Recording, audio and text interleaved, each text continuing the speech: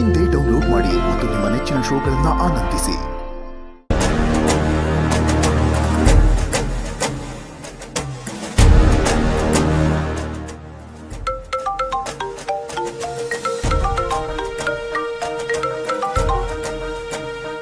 Hello. ಏನ್ ಚಿರು, ಅಲ್ಲಿಗೆ ಹೋದ್ಮೇಲೆ ನಿಮ್ಮ ಅತ್ತಿಗೆನ ಮನೆಯವ್ರನ್ನೆಲ್ಲ ಮರ್ತೇ ಬಿಟ್ಟೆ ಅಂತ ಕಾಣತ್ತೆ. ಅದಕ್ಕೆ ನಾನೇ ನಿಂಗೆ ಕಾಲ್ ಮಾಡ್ದೆ.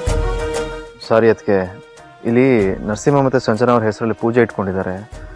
ಅದ್ರ ಕೆಲಸದಲ್ಲಿ ಬ್ಯುಸಿ ಆಗಿಬಿಟ್ಟಿದ್ದೆ, ಅದಕ್ಕೆ ಫೋನ್ ಮಾಡೋಕ್ಕಾಗಲಿಲ್ಲ. ನೀನು ಅವ್ರಗಳ ಜೊತೆ ಸೇರ್ಕೊಂಡು ಕೆಲಸ ಮಾಡ್ತಾ ಇದೀಯಾ? ಇಲ್ಲ, ಒಂಥರ ಮೇಲುಸ್ತುವಾರಿಯಾಗಿ ನೋಡ್ಕೋತಿದ್ದೀನಿ ಅಷ್ಟೇ. ಪೂಜೆ ಇಟ್ಕೊಂಡಿರೋದ್ರ ಬಗ್ಗೆ ನಮ್ಗೇನು ಹೇಳೇ ಇಲ್ಲ. ನಮಗೂ ಗೊತ್ತಿರಲಿಲ್ಲ ಅದಕ್ಕೆ, ಇಲ್ಲಿ ಬಂದಮೇಲೆ ಗೊತ್ತಾಗಿದ್ದು. ಮದುವೆ ಹಾಗಾಯ್ತಲ್ಲ ಅಂತ ಯಾರನ್ನೂ ಕರೀದೆ ಅವ್ರವರೇ ಪೂಜೆ ಮಾಡ್ತಿದ್ರು. ನಾವು ಹೇಗಿದ್ರು ಬಂದ್ವಲ್ಲ, ಪೂಜೆ ಮುಗಿಸ್ಕೊಂಡು ಹೋಗಿ ಅಂದರು, ಅದಕ್ಕೆ ಉಳ್ಕೊಂಡ್ವಿ. ಹೌದಾ, ಸರಿ ಬಿಡು. ನರಸಿಂಹ ಸಂಜನಾ ಹೇಗಿದ್ದಾರೆ? ಅಷ್ಟಕ್ಕಷ್ಟೇ ಆಯ್ತು. ಹೌದಾ?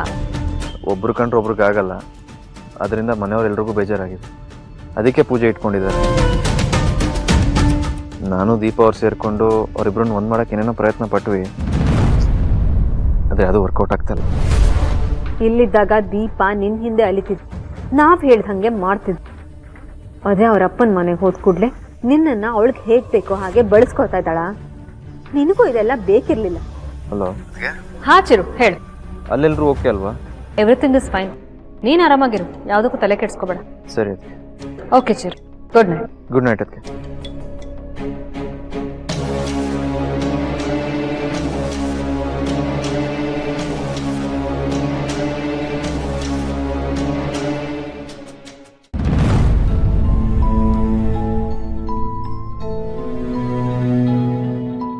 ಅಮ್ಮ,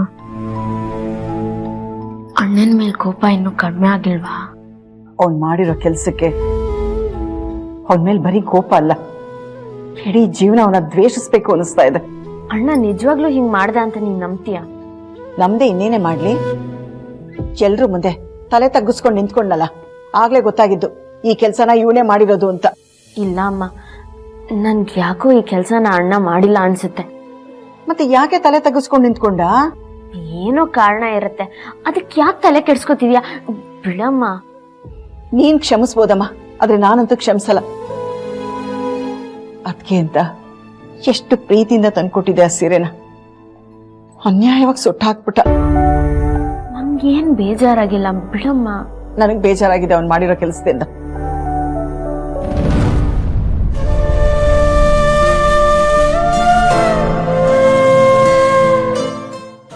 ಅಮ್ಮ, ಏನು? ಅಣ್ಣ ಬಂದು ಕೈ ಮುಗ್ದು ಬೇಡ್ಕೊಡ್ರೆ ಶಂಸಲ್ವಾ ಅವನ್ನ? ಕೈಯಲ್ಲ, ಕಾಲ್ ಹಿಡ್ಕೊಂಡ್ರು ನನ್ ಮನ್ಸು ಕರ್ಗಲ್ಲ.